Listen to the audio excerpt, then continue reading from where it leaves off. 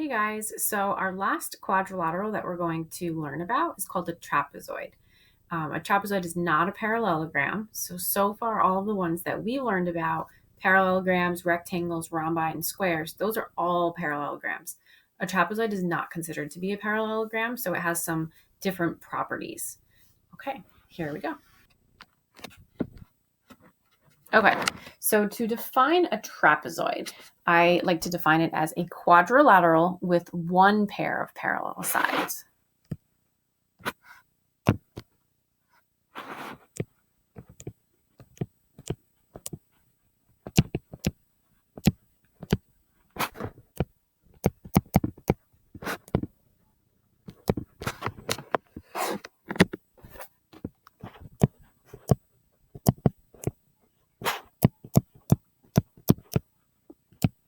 So that's why it's not considered to be a parallelogram, because parallelograms, both pairs of opposite sides are parallel, and in a trapezoid, only one pair of sides is parallel.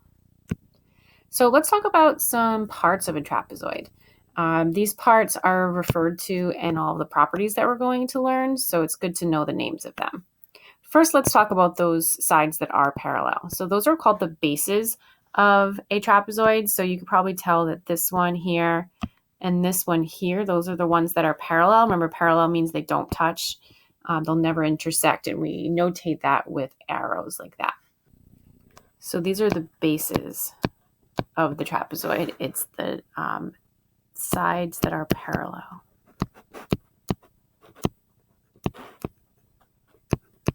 So in this particular example, it would be TR, segment TR, and segment PA, the top and the bottom. Which I will say they're not always the top and the bottom, but many times they are. Okay, so those are the bases. Let's talk about now the non-parallel sides. So the sides that are not parallel, so this one and this one, those are called the legs. So the non-parallel sides.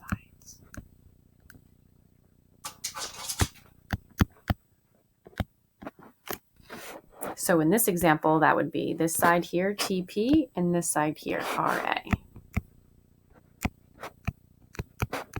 And these are segments, so I'm using the correct segment notation.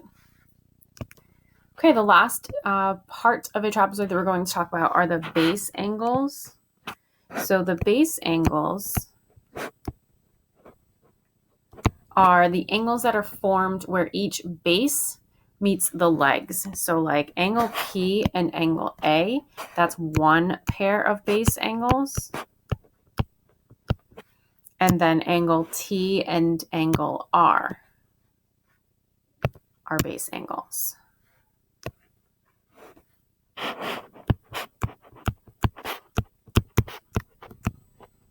Okay, so those are all of the parts of a trapezoid we have. Again, the bases are the parallel sides, the legs are the non-parallel sides, and then the base angles are the pairs of angles. There's two pairs, one on each base, and it's where the base meets the legs.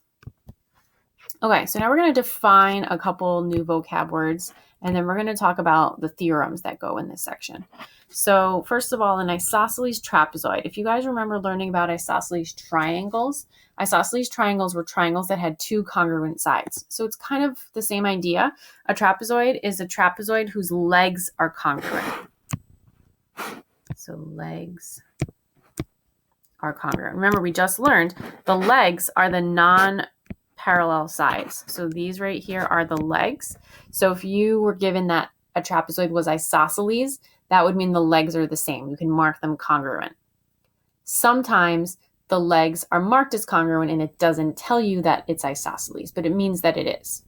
And so the reason why we have to know when a trapezoid is isosceles is it has special properties that we're going to talk about on the second page of the notes. Okay, so that's an isosceles trapezoid. The next vocab word we're going to learn is called a median.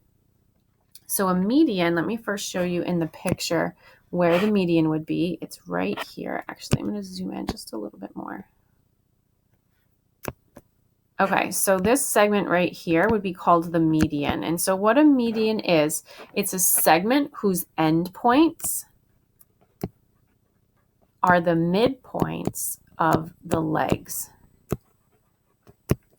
So if you remember that midpoint means middle.